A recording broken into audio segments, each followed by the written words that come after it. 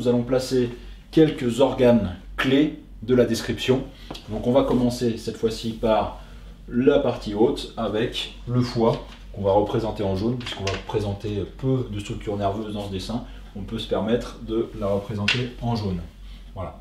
Donc, il faut savoir que la veine cave inférieure, dans son rapport antérieur, se situe juste en arrière du foie.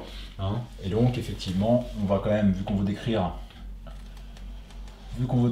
la veine cave inférieure, on va justement sectionner le foie ici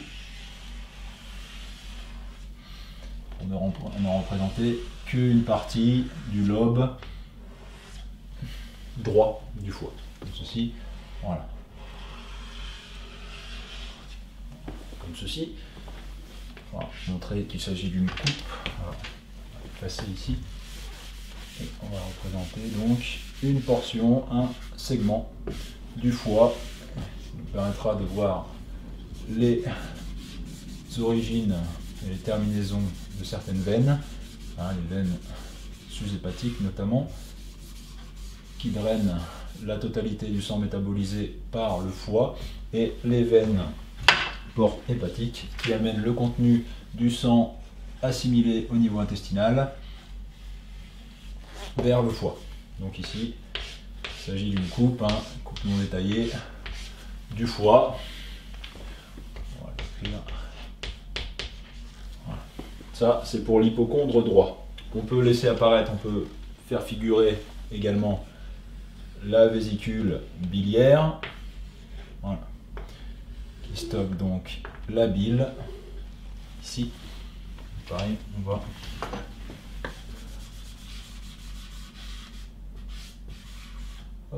la représenter comme ça. Voilà.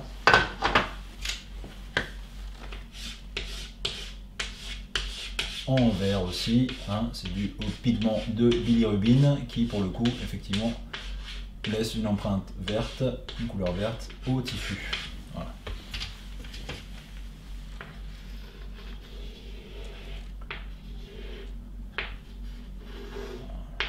Et voilà. Le canal cystique rejoindra le canal cholédoque qu'on représentera tout à l'heure. Donc ensuite, au niveau de l'hypocondre gauche, on va retrouver donc la rate.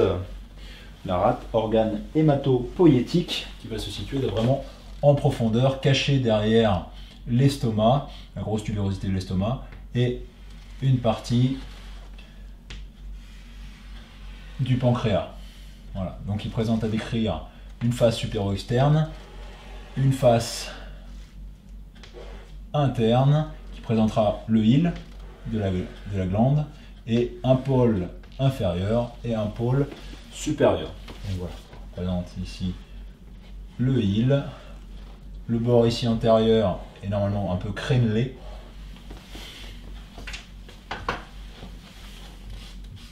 Voilà.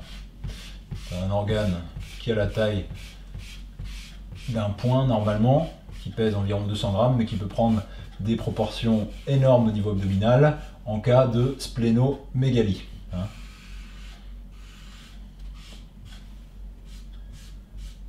Cet organe pour fonction notamment principalement de recycler les globules rouges.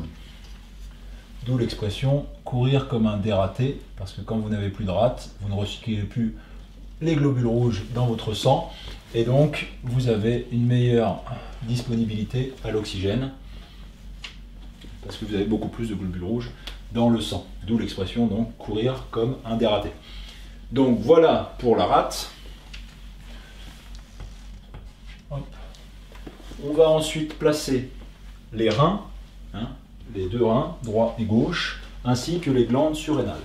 Donc, pour situer le rein, il faut se situer au niveau de la première lombaire, qu'on situe ici, se déporter ici jusqu'à l'extrémité latérale du psoas, et ensuite représenter la partie moyenne du rein, comme ceci. Et ensuite, voilà.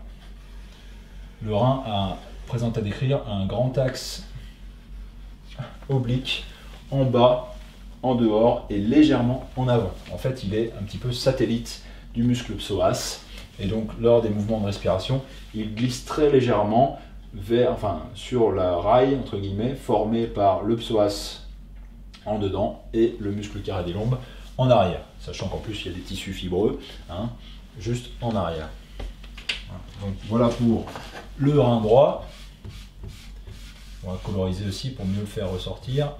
Et donc le rein gauche, pardon, et le rein droit, lui, est situé un peu plus en dessous du rein gauche. Et cela s'explique en partie par la présence du foie, hein, vraiment, qui refoule un petit peu les organes vers la partie inférieure de l'abdomen. Donc ici, le rein gauche, et de l'autre côté, le rein droit.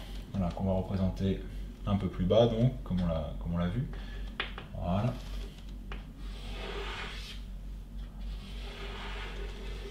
Donc bien sûr, le canal cystique passera en avant du rein. Voilà. Et nous avons ici le rein droit, comme ceci. Oui, c'est bon, c'est le rein droit. Donc vous voyez, il est un peu plus inférieur. Et ensuite, il va être surplombé. On va les représenter par les glandes surrénales.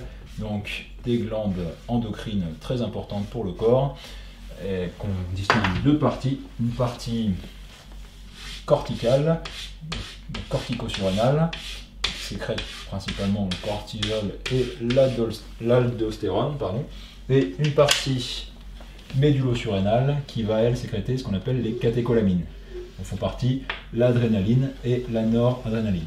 Quoi qu'il en soit, les hormones, justement, sécrétées par ces glandes, eh bien, ont une visée, elles sont à destination de la grande majorité des tissus de l'organisme, et donc ils ont besoin d'une diffusion très rapide de ces hormones dans le sang, et c'est pourquoi, on va le voir, ces deux glandes auront une vascularisation très développée, hein, surtout au niveau veineux, puisque ce sont les veines qui récoltent les hormones. Eh bien, il faut effectivement un réseau veineux suffisamment développé pour diffuser le plus rapidement possible ces hormones nécessaires aux grandes fonctions de la vie, et notamment de la vie de relation.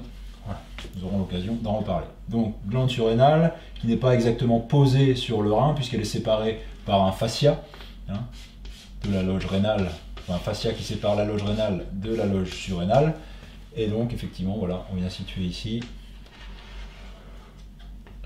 les deux glandes. Voilà, avec une glande qui, à gauche, se porte un peu plus en dedans du pôle supérieur du rein. Voilà. Donc, rein gauche et rein droit. Et là, c'est la vésicule biliaire, comme ceci. Voilà. On peut représenter également le pied long, éventuellement, le bassinet, le pied long et l'urètre, du rein, justement. On va le faire que du côté droit.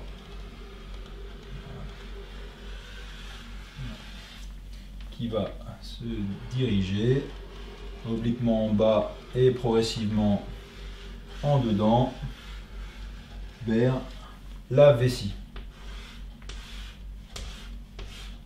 Donc ici, pareil, vu qu'on ne va pas représenter beaucoup de structures nerveuses dans ce schéma, eh bien, j'utilise le jaune pour le représenter, le pied long, bassinet, pied long, et puis l'urtère. Voilà.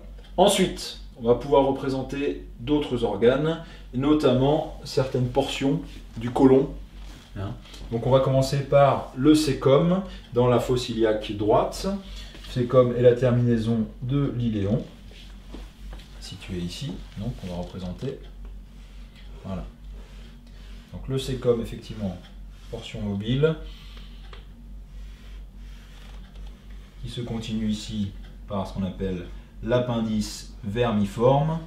C'est l'appendice, effectivement, qui est enflammé dans ce qu'on appelle l'appendicite. Voilà. On distingue ici les différentes ostrations du côlon, et ici on va le sectionner. Voilà. Et on va présenter sa partie creuse, sa lumière. Voilà. Donc ici, le cécum, c'est la première partie du côlon, c'est ce qu'on appelle, voilà, la partie initiale donc du côlon ascendant. On continuera par le côlon transverse, puis le côlon descendant. Le côlon sigmoïde et pelvien. Puis, pour finir, le rectum, que l'on va représenter aussi.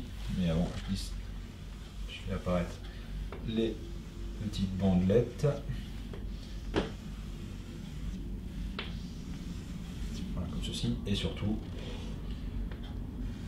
la terminaison de l'iléon, cet endroit-là, passe bien sûr en avant de l'urètre, de l'urtère, pardon, décidément.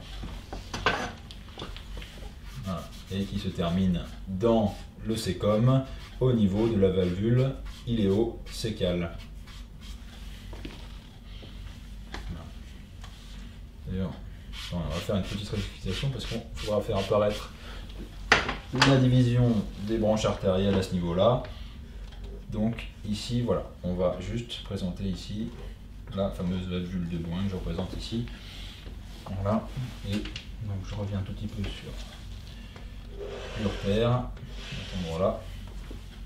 Il va justement présenter un rétrécissement au niveau de son passage en avant de la division de l'artère iliaque commune en artère iliaque externe et interne, comme nous allons le voir. Donc, voilà.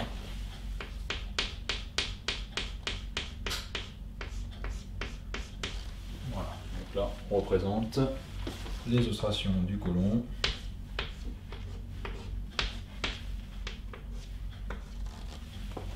Comme ceci. Et donc, de la même façon, on va représenter le côlon descendant, voilà, qui apparaît donc ici, remonte jusqu'à la 10e vertèbre, 11e, 10e vertèbre, enfin côte plutôt, voilà. Et ensuite donc l'angle colique gauche et le côlon descendant, comme ceci, on retrouve ces ostrations encore. Il devient côlon sigmoïde, puis côlon pelvien, et ensuite il va aller se terminer au niveau du pelvis par l'ampoule rectale, le rectum et l'ampoule rectale. Ici. Voilà. Et donc effectivement le côlon sigmoïde sera compris dans un méso qui sera le mésosigmoïde, c'est-à-dire qu'il sera mobile, hein, alors que la partie descendante ici est fixée par un plan fibreux au plan postérieur, donc c'est par le fascia de Toll de gauche. Pareil au niveau droit. Seul le cécum est mobile dans 9 cas sur 10, hein, effectivement, mais ensuite toute la partie ascendante du côlon est fixée au plan postérieur par le fascia de Toll de droit. Voilà, ce sont les moyens de fixité de l'abdomen. L'urtère, bien sûr, est en avant de l'ampoule rectale, puisque la vessie est située en avant de cette ampoule rectale, que je représente là assez schématiquement. Et donc, effectivement, on va représenter à nouveau les bandelettes coliques. Voilà.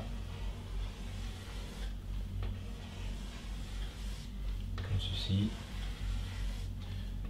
Voilà. Très bien. Voilà, comme ceci.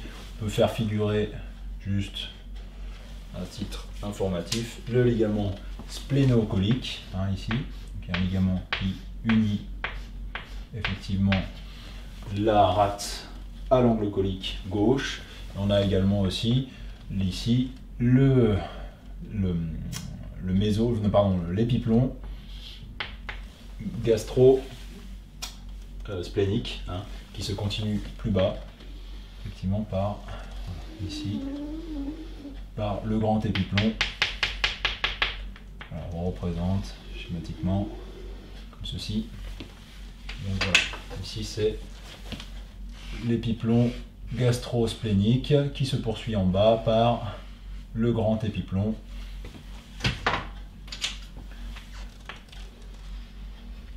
Voilà, comme ceci.